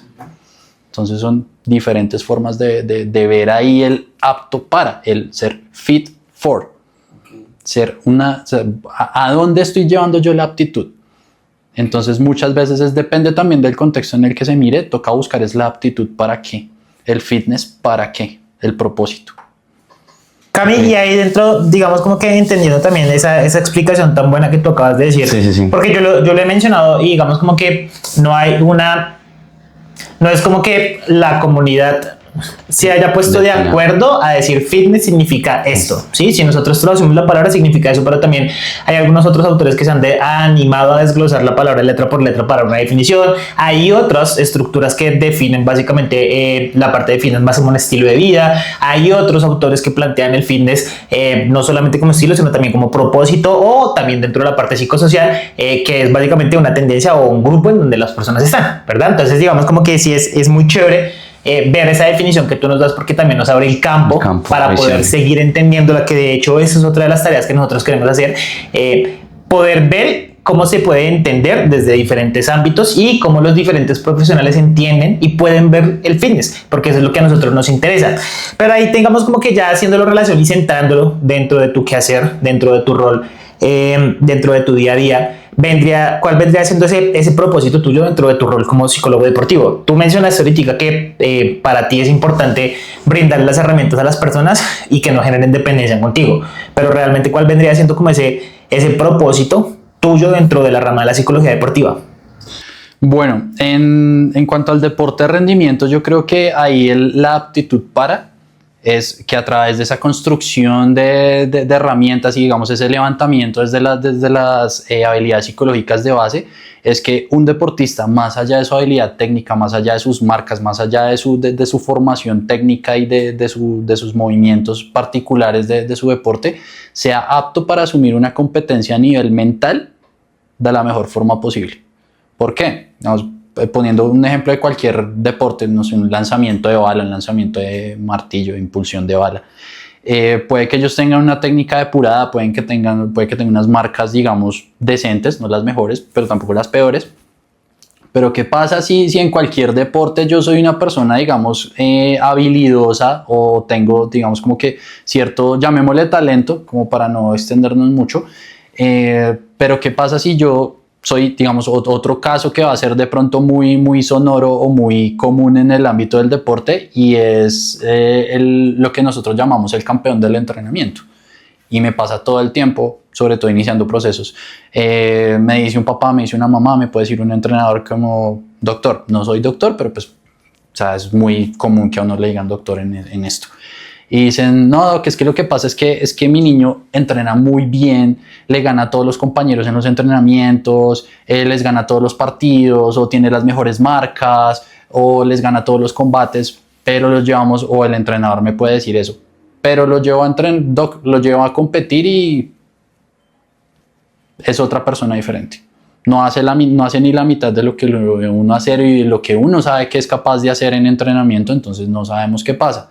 Entonces ahí toca empezar a mirar, bueno, cómo son las dinámicas de entrenamiento, cómo entrena esta persona, cómo se comunica el entrenamiento y empezar a hacer toda esa construcción de base de habilidades psicológicas para que en el mediano plazo esa persona pueda empezar a hacer, independientemente de la edad, pueda empezar a buscar el fitness ¿para qué? Para competir. En el deporte de alto rendimiento se busca es eso, que la persona esté apta para la competencia, más allá de que el deportólogo te evalúe antes de un viaje y te diga, listo, estás apto para competir porque no tienes lesiones, o si venías de una lesión, como que te hace pruebas, te miran con fisio, te miran con ortopedia, listo, usted ya salió de su lesión, ya puede otra vez entrenar full, carga normal, verde, tiene luz verde. Eso es apto para un movimiento, digamos, físico, óseo, tejidos blandos, todo esto. Pero muchas veces, sobre todo también en ese tema, se ve mucho en la rehabilitación de lesiones desde la parte psicológica. Puede que el fisio te dé luz verde, puede que el médico te dé luz verde, puede que nutricionalmente te hayas mantenido durante tu proceso de rehabilitación en tu peso, pero vas a volver a entrenar y de pronto en deportes de oposición, deportes de combate, en lo popular que ahorita que está de moda con el mundial es el fútbol. Si yo voy a un choque, puede que, o sea, a mí en una milésima de segundo, a mí se me olvida que el médico me dijo que ya estaba full, que el fisio me dijo que ya estaba full, que podía entrenar normal, porque si yo tuve una fractura, una fisura, una luxación, una contusión en un choque, yendo a un balón dividido y revivo esa situación de juego, lo más normal cuando estamos volviendo de una lesión es que yo evitación. Es un miedo totalmente normal. Entonces, ¿qué hacemos ahí? Empezar a trabajar también. O sea, no empezar a trabajar desde que se da la luz verde, sino que nosotros también hacemos acompañamiento durante todo el proceso de lesión para empezar a tener en cuenta esas cosas. Y algo que también, digamos, como que saliéndome un poquito de ese tema principal, y es cuando yo estoy hablando con un deportista que sé que está lesionado, incluso si no lo sé, yo lo pregunto. A mí siempre me gusta preguntarle a un deportista como que, ¿cómo estás? Bien, ¿lesiones de algo? No tengo. ¿Por qué? Si me dice sí, no es que yo le vaya a decir, como decía Chris muy sabiamente, de zapatero a tus zapatos, que sí, que por cercanía o por proximidad, nosotros que estamos metidos en el mundo del deporte, que yo llevo 15 años pues parchando en mis trabajos con médicos deportólogos, con fisioterapeutas, con nutricionistas, con rehabilitadores, y uno escucha y uno va aprendiendo un poquito, pero pues eso, por más de que yo haga, de que yo sepa o crea saber muchas cosas porque llevo 15 años cerca a esta gente, eso no me va a decir a mí para mirar una radiografía, una resonancia y decir, uy, sí, tiene una rotura fibrilar, porque yo no soy quien para eso, porque no es mi área de expertise y porque realmente no sé. Pero sí me gusta preguntar, digamos, como deportista yo te puedo preguntar como que, Chris, ¿cómo has estado? Proceso. ¿Lesionado? No, pues hace un mes, no sé, tuve una fisura, hace un mes ya me dijeron que todo bien y bueno, entonces empiezo a preguntar por eso. ¿Has tenido miedo de volver a tu actividad? ¿Te has sentido cómodo en cargas de 100%? ¿Puedes entrenar en este momento a 100%? ¿Tienes alguna contraindicación? Porque uno siempre tiene que tener en cuenta eso, aunque muchas veces nosotros desligamos lo mental de lo físico, pero pues nosotros somos un ser completamente integral. Entonces, como les decía, muchas veces así el médico y el fisio te den luz verde, puede que tengas miedo. Y eso no está mal, es normal, pero eso también se puede trabajar. Y se puede trabajar desde antes, no desde el momento en que te dicen que ya puedes volver a la actividad deportiva. Okay. Oiga, Cami, buenísimo lo que nos cuenta de verdad. Yo quiero hacer un ejercicio y es que tú nos cuentes de manera muy específica ciertos pasos o lo que tú recomiendas a una persona que no tiene absolutamente nada, ya sea a nivel deportivo, especificémoslo en el movimiento, ¿sí? ¿Cómo sería empezar desde cero en el trabajo psicológico para que una persona no abandone, o qué herramientas o qué habilidades debe trabajar la persona para que no abandone sus procesos? Una persona que nunca haya tenido la posibilidad de hablar con un psicólogo deportivo o con un psicólogo en específico, ¿cómo una persona puede empezar desde cero en todo el tema psicológico para no abandonar los procesos? Obviamente aterrizando a lo que nos compete, que es a todo el tema del movimiento, al todo el tema del fitness. Ahí llegamos a un punto que también la podríamos centralizar, y para centralizar más la pregunta de Cami es ¿qué herramientas podría utilizar la persona? Que tú hablas mucho del proceso previo, antes de la acción, tú hablas mucho de eso, digamos como que colocar casos reales, como la persona sedentaria que quiere empezar a hacer ejercicio por X razón, persona sedentaria que quiere empezar a hacer egercicio, persona que ya hace ejercicio y quiere animarse a realizar cierto tipo de actividad o cierto tipo de competencia amateur, que es básicamente como la mayoría de la población que a nosotros nos escucha, que son las personas que no tienen contacto dentro de su día a día con un psicólogo deportivo, ¿sí? Porque deportista de élite y deportista de alto rendimiento en algún momento tuvo que haber tenido contacto, tiene contacto o va a tener contacto toda su vida, pero estas otras personas que no, ahí digamos como ¿cuáles vendrían siendo esas herramientas? Bueno, yo creo que ahí lo importante es partir de tres premisas. La primera, así mayúscula, negrilla, tamaño 72, y es que no tiene que haber algo mal de base para que tú busques asesoría con un psicólogo del deporte. En general con ningún psicólogo, pero métanselo en la cabeza, no tienes que tener nada mal en ti, no tienes que llegar al punto de decir me estoy volviendo loco o siento que algo no está bien. Digamos como que muchas veces también algo de mi trabajo, sobre todo cuando me salgo un poquito de la esfera del deporte de alta exigencia, es implantar un poquito esa idea de que es completamente normal y muy saludable, o sea, hacerte un chequeo psicológico cada cierto tiempo si bien no llevas un proceso. Desde el deporte pues también es lo mismo, si puedes tener un proceso mucho mejor, pero pues si te puedes chequear, súper bien. Lo segundo y lo tercero, que creo que es lo que le puede dar la estructura de base para poder construir a partir de ahí, que creo que es una de las palabras, una de las ideas que más quiero que se lleven ustedes de esto, que los que lo están viendo desde su celular ahí en casa o en su televisor, es construir a partir de, buscar siempre la base, construir a partir de la base. Nada se da en el vacío, nada se da de forma espontánea. Y es basar esa construcción en la estructura, en la organización y en el disfrute. Porque si yo tengo una persona que quiere hacer algo pero no tiene claro qué, yo necesito atrás, digamos, ustedes que son muy habilidosos en toda la parte de desarrollo psicomotor, de pedagogía, de buscar la forma, porque algo, pues ya digamos metiendo un poquito de idiosincrasia, nosotros como profesionales del deporte y más específico como profesionales de las ciencias del deporte en Colombia, nosotros sin querer, nadie nos lo dice, pero nosotros sí o sí tenemos que desarrollar creatividad. Porque muchas veces no tenemos los medios, no tenemos las formas, no tenemos el contexto, no tenemos las cosas de última generación y a veces nos toca, pues, llevando el argumento un poquito como a lo más base, nosotros tenemos que aprender a trabajar con piedras y palos, muchas veces. Y esa ha sido la realidad de muchos de nosotros, pero eso nos da un plus. Eso nos da un plus de creatividad, de imaginación y de encontrar un poquito y de desarrollar un poquito más ese ojo para poder decirle a la persona o poder llevar a la persona por un camino en el que la persona pueda descubrir algo. Cuando la persona no tiene idea de qué es lo que quiere o no tiene sus objetivos muy claros, nosotros poderla orientar para decir, esta persona disfruta más hacer cosas con los brazos que con las piernas. Puedo estar diciendo burradas, los expertos son ustedes. De pronto esta persona no es tanto de correr, de pronto esta persona es más de pronto de bici, qué sé yo. Esta persona le puede ir mejor en un tipo de actividad cíclica o en un tipo de actividad acíclica. Las características de esta persona me dicen que de pronto le iría más en una actividad tipo de pronto más anaeróbica que una aeróbica. Okay. Entonces, digamos, ese ojo, ese desarrollo, digamos, de ese ojo clínico y esa creatividad también de ustedes como profesionales del entrenamiento deportivo, da esas herramientas para poder decirle a la persona, no es que tú tengas que hacer esto porque de pronto, volviendo al tema del running, porque es lo que está de moda, sino que muchas veces tenemos que construir a partir de algo muy puntual que nosotros encontremos en ese proceso, sobre todo volviendo también al tema de la valoración, que nosotros podamos encontrar un puntico del cual nos podamos enganchar para que la persona empiece a gozar, empiece a disfrutar, porque ese refuerzo rápido, ese refuerzo inmediato es el que me va a hacer en primera instancia del proceso, antes de ya ponerle, digamos, como la loma de para arriba, o decirle que tienes que llegar a ese castillo cuando todavía no me he puesto ni las botas, por decirlo de alguna forma, es empezar con recompensas sencillas, recompensas fáciles, con un disfrute, digamos, inmediato. No sé, una bobada, una señora de 50 años que dice, no, yo ni en pedo me puedo hacer 5 sentadillas. Y entonces es listo, si te haces 3, te gasto el agua. Entonces la señora hizo las 3 y pensó que no podía hacer las 3 y salió contenta.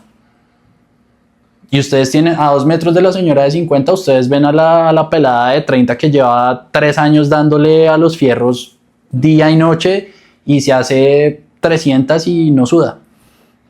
Pero la señora se hizo sus 3 sentadillas y está feliz. Entonces es empezar a buscar ese refuerzo positivo constante y a partir de ahí empezar a retrasar un poquito más la llegada del reforzador, que eso ya es también un tema, digamos una teoría de psicología del aprendizaje, que es como de lo que nosotros empezamos a construir a partir del conocimiento en la universidad en primeros semestres, y es el refuerzo. O sea, estímulo-respuesta, más o menos, y empezar como a alejar un poquito lo que yo tengo que hacer al reforzador, empezar a más distancia, pero la progresión, eso también es clave. Yo no voy a ser atleta, yo no voy a hacerme un Ironman de aquí a un año si yo voy y corro 5 minutos y me ahogo. Hay que buscar la progresión. O si no sabe nada. Exactamente. Complicado, o sea, sí, exacto, o sea, si yo voy por el pan y llego ahogado o llego a la portería, si de pronto se dañó el ascensor y me tocó bajar a la portería desde un tercer piso y llego y ya estoy así, yo no puedo estar esperando que de pronto en 3 meses yo me le pueda pegar a mi mejor amigo que es runner a una media maratón. Ni siquiera una 5K. Entonces creo que también ahí está la habilidad, no solamente de buscar generar ese disfrute rápido y empezar a jugar con esa estructura de la recompensa, para a partir de ahí empezar a construir y empezar a subir el nivel de dificultad, porque eso también es la base y la estructura de la progresión. Y la progresión es la que no solamente a ustedes como las personas que evalúan y que están al frente del proceso les van a decir, esta persona está mejorando, esta señora ya no se hace 3, sino se hace 6, la otra semana ya se hace 8, dentro de 2 semanas ya se hace 20 sentadillas y no se cambia por nada y ustedes son los mejores y todo.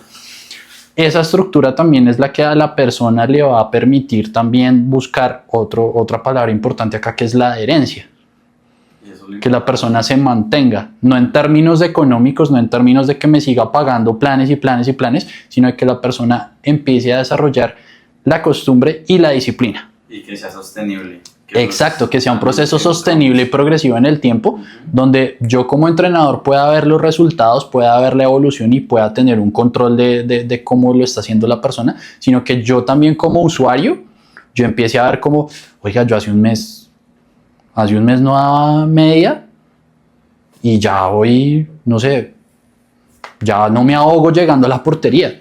Claro. O hace un mes no podía casi ni con la barra de las pesas solita sin discos y ya le metí 2 discos de 10 y fue pucha, yo nunca me imaginé haciendo eso. No, ahí está el disfrute de lo que nos dice. Y aparte de eso también está el tema del capacismo, que es algo que nosotros solemos ver sobre todo cuando las personas trasladan o pueden hacer el traslado de todo aquello que trabajan dentro del gimnasio a sus actividades diarias, que de hecho lo que nosotros nos encargamos también dentro de la rama, o bueno, dentro del momento ahorita como tal con la parte del entrenamiento deportivo, es facilitar a las personas su día a día, que tengan esa capacidad de poder tener su día a día de una manera más sencilla y que no la sufran tanto, que por lo menos yo que tengo la experiencia con ambos perfiles, tanto con el atleta, la preparación del atleta deportivo, pero también la preparación de la persona del día a día, del común, y la mayor respuesta casi siempre es como, oye Cris, me tocó bajar, no sé, la empleada no estuvo, no estaba mi hija, no había nada, me tocó bajarlo a mí, mira, pude.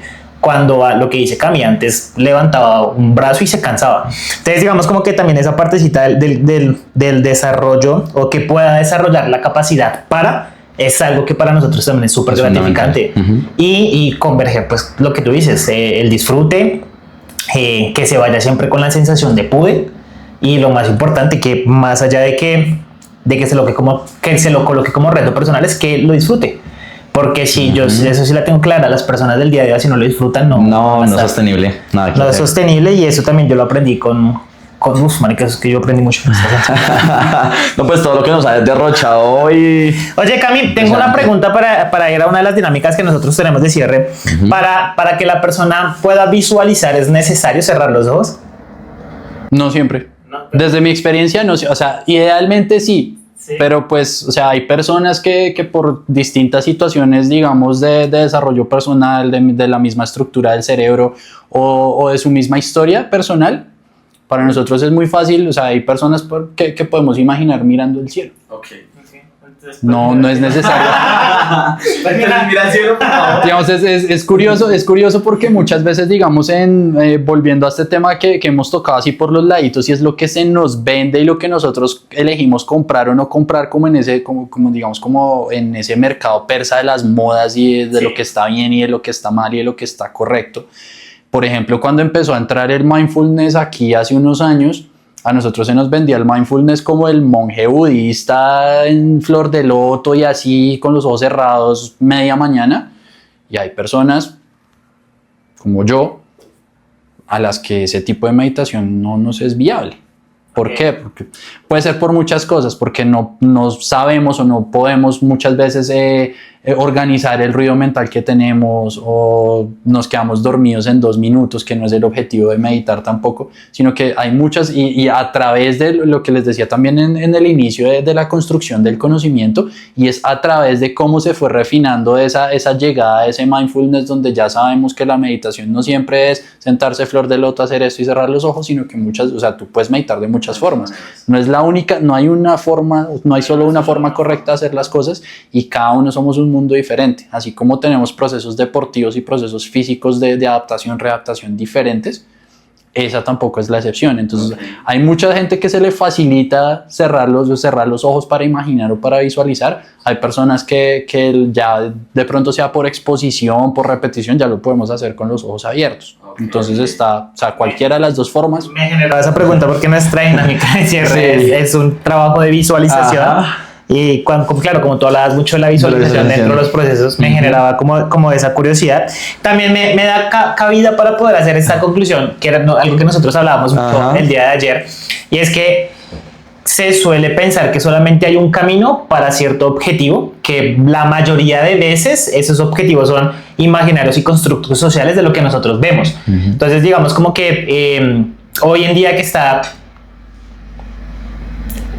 de moda los deportes de resistencia, el running, el ciclismo, y hoy en día la combinación de capacidades físicas, tanto de resistencia a la fuerza como resistencia aeróbica, como el Hyrox y demás, se suele pensar que para llegar a esos puntos solamente hay un camino.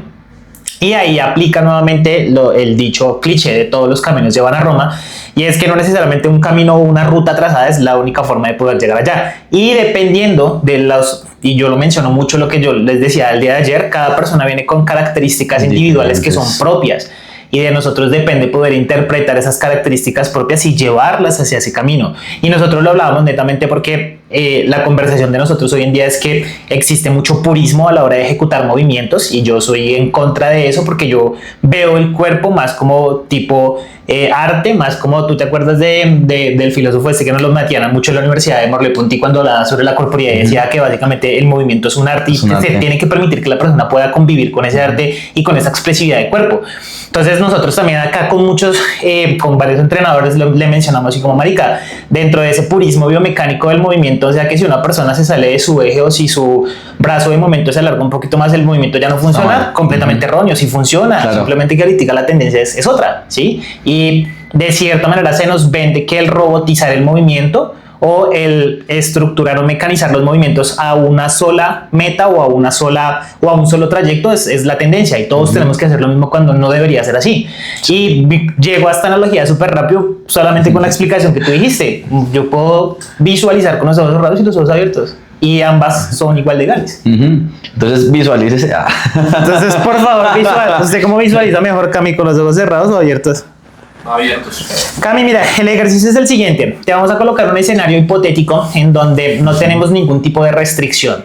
No hay restricción en tiempo, no hay restricción económica, no hay restricción en cuanto a posibilidades, herramientas, ni nada. Tú tienes el mundo ideal, ¿cierto? Ese mundo hipotético ideal tuyo. A nosotros nos gustaría saber, dentro de todo lo que nos has explicado, cómo sería un día tuyo en ese mundo ideal, desde que te levantas hasta que te acuestas a dormir. Bueno, antes de empezar con el ejercicio, los voy a decepcionar a todos. No soy del club de las 5 de la mañana. Lo siento mucho. Nosotros obligados. Sí, a ustedes les toca. O sea, en este momento de mis dinámicas del día a día, no debo ser del club de las 5 de la mañana ni de meter la carita en hielo. Entonces, bueno, si estuviera en el mundo ideal, ¿cómo sería un día mío? Yo siento que soy una persona muy dada, pues me perdonan el comentario, no tengo muy impulsada, porque en inglés es como el drive, al alto rendimiento. Me puedo desempeñar en los otros roles, en las otras esferas, pero yo siento que siempre he sido llamado como por el mundo de la alta exigencia. A mí me gustaría tener un día ideal de jornadas de entrenamiento fuertes, elevadas, en deportes que son muy llamativos o de mucho gusto para mí, tipo fútbol 11, tenis de mesa, squash. En este momento estoy como súper enganchadísimo con el squash. Estoy intentando como que todos los días aprender un poquito más de eso, porque aprendí como a enamorarme del deporte, y me gusta mucho el ambiente competitivo. Entonces veo mi día a día como muy en torno al ambiente de competencia, a manejar unas cargas fuertes, a manejar cargas altas, a que me reten, como me pasó esto y no sé qué hacer. Llevamos 2 años trabajando y no hemos podido con esto. Tener un ambiente competitivo, de pronto, a mí me encanta también viajar a competencias, estar en competencias, estar ahí, como sentir la presión de ver el reloj en retroceso, de ver los puntos, de ver que tenemos una medalla, un par de puntos, de ver que un partido se complicó. A mí ese ambiente como que me motiva mucho, me mueve mucho. Obviamente no es algo sostenible en el tiempo, no podría ser todos los días así, porque pues perdería como la gracia, pero siento que un día mío, de pronto mis colegas se van a reír, los que vean esto, porque cada vez que llegamos de unos Juegos Nacionales decimos como no quiero saber de deporte como por 2 semanas, porque los Juegos Deportivos Nacionales, que son como digamos el pico del deporte acá en Colombia, antes de salir fuera del país, ya lo que es un ciclo olímpico, las jornadas en Juegos Deportivos Nacionales son una locura, son muy desgastantes, son supremamente extensas, son jornadas de que depende de los deportes que tengas que cubrir, tienes que estar ya listo en el lobby del hotel a las 5:30, 6 de la mañana para que te recoja la van, llevarte a los escenarios, tienes que ir a un deporte, luego tienes que salir de ahí corriendo para otro, que hay final aquí, que hay semifinal allá, que un deportista se bloqueó y te necesita. Entonces, o sea, ese ambiente es una locura, pero es una locura interesante, es una locura chévere, que pasa durante un mes cada 4 años, como el Mundial, como los Olímpicos. Pero a mí, en medio de todo eso y en medio del cansancio, en medio de que a las 4 de la tarde uno ya no quiere saber de nada muchas veces y habla con los compañeros y no, o sea, hoy me quedo, yo creo que voy a cenar y de una vez me subo a dormir porque la energía no da para todo, pero uno está feliz. Y yo me siento feliz en ese tipo de contextos, en ese tipo de exigencia, en ese tipo de corre y de afanes. Me encanta, lo disfruto bastante. Buenísimo. ¿Por qué nosotros hacemos ese ejercicio? Nosotros hacemos ese ejercicio porque primero preguntamos cuál es tu propósito dentro del fitness, y hacemos este ejercicio con el fin de ver si tú eres coherente con ese propósito, ¿sí? Si tú eres coherente con lo que dices, Y eres muy coherente. Donde no hubieras sido coherente, te hubiéramos dado mucho palo. Sobre O sea, todo porque sí, te, no, te y la apasiona. O te sea, permeas del mundo en el que vives. ujú. Porque donde me salga que se va para la montaña a leer, nada. Nos acaba de mencionar todos esos Pero procesos sí. con los que está. Pero si eres muy coherente con el propósito que tú tienes, y es estar, digamos, permeado de todo ese ambiente de competitividad, de acompañar a tus deportistas, de estar ahí ayudándolos, motivándolos de alguna manera, guiándolos de alguna u otra manera. Y finalmente, pues eso es lo que nosotros queremos, que cada persona, dentro del propósito que tenga, sea muy coherente con lo que predica.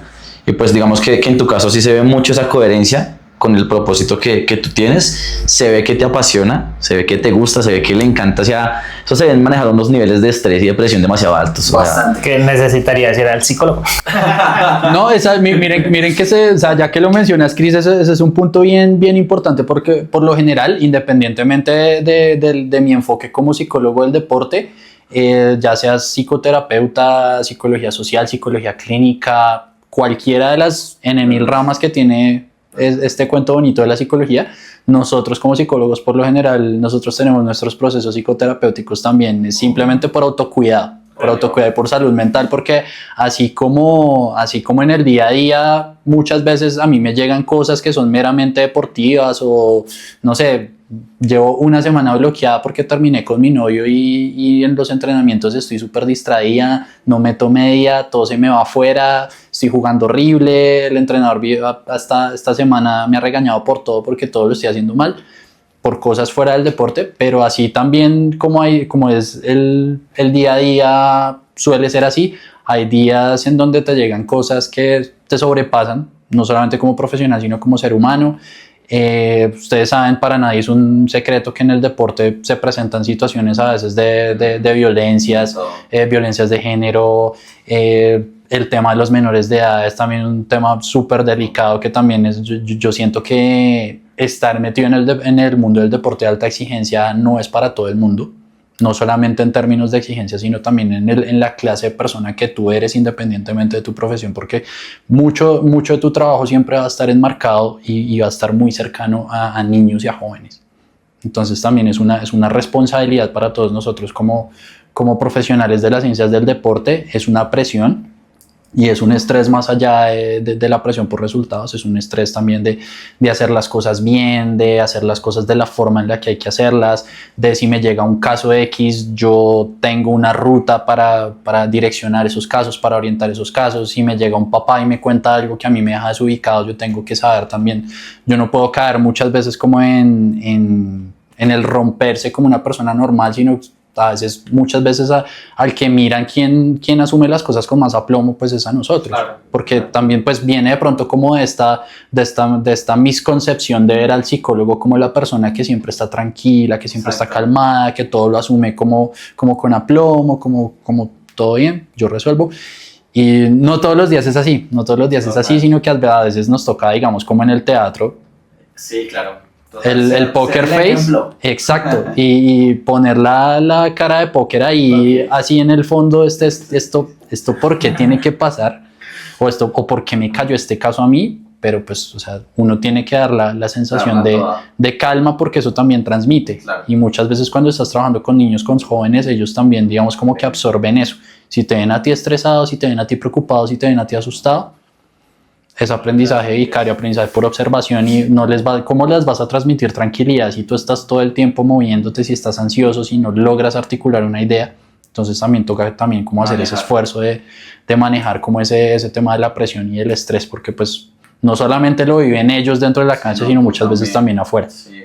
Oiga, Cami, gracias Cami, y ya para este último, el mensaje que nos quieras dar a las personas que nos están viendo, que nos están escuchando. Ahí ya la cámara es tuya. Ahí ya te puedes dirigir directamente a la cámara. Recogiendo algunas de las cositas así sueltas que dijimos acá en el episodio con este par de cracks que tuve la suerte de encontrarme acá en este cuento del deporte, es muy importante reforzar la idea de que no tiene que haber algo malo en ti para que decidas ir al psicólogo, sea clínico, sea deportivo, sea el que sea. Es un buen hábito de autocuidado, de promoción de salud mental.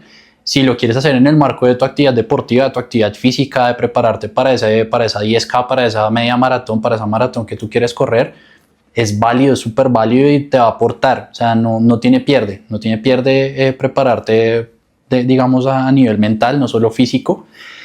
Segundo, como padre, a los padres que nos están viendo y tienen hijos deportistas o quieren que sus hijos sean deportistas, algo que yo he visto mucho en mi experiencia también es que intenta aprender un poquito de la edad y de la etapa que está viviendo tu hijo. ¿Por qué? Porque muchas veces los padres esperan que sus hijos solucionen y respondan a situaciones a nivel psicológico como si fueran adultos y pues si tienes un niño de 8 o 10 años, no esperes que él asuma las cosas con una madurez que todavía no tiene. Importante eso también para los padres. Todo es progreso, todo es progresión, nada se da en el vacío, nada se da de 0 a 100, siempre hay un proceso detrás de todo, siempre hay una estructura detrás de todo. Como lo decía Chris, la única forma de llegar del punto A al punto B no siempre va a ser una línea recta, y más si ustedes piensan en el alto desempeño deportivo. Hay idas, hay vueltas, hay subidas, hay bajadas, pero siempre va a haber progreso. El que no sea una línea ascendente hacia arriba no quiere decir que no haya progreso, porque es tu progreso. El que vale es tu progreso y no cómo te validen los demás. Entonces también tener eso en cuenta. Pues creo que eso es como las ideas como más fuertes que quiero que se lleven ustedes de este capítulo. Ok, Cami, hermano, agradecerte de verdad por el espacio que nos brindaste. Cami, para las personas que hayan conectado con toda la información que tú nos diste, ¿por dónde te pueden contactar? Bueno, digamos como que mi red principal es Instagram, @psy.cbecerra. De pronto sale acá en edición, Sí, en esta parte. ahí está, Perfecto. Tengo un proyecto cocinándose que con el tiempo si me empiezan a seguir pues se irán enterando. Si no, pues van a ver como humor cuestionable pero chévere, buena música y cositas ahí también esparcidas en cuanto a lo que son las ciencias del deporte y este cuento tan chévere de la psicología deportiva. Ok, Cami, gracias. Chris, ¿por dónde te podemos contactar? A mí me pueden encontrar como el Chris19, Chris con doble I. A mí me pueden encontrar como @CamiloRinconPT.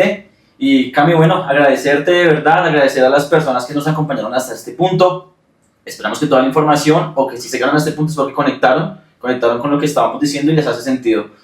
Hermano, agradecerte por el espacio, por todo, y bueno, a la gente que se quedó, nos veremos en otro episodio de Proyecto Fitness. A seguir construyendo. Gracias. Chao.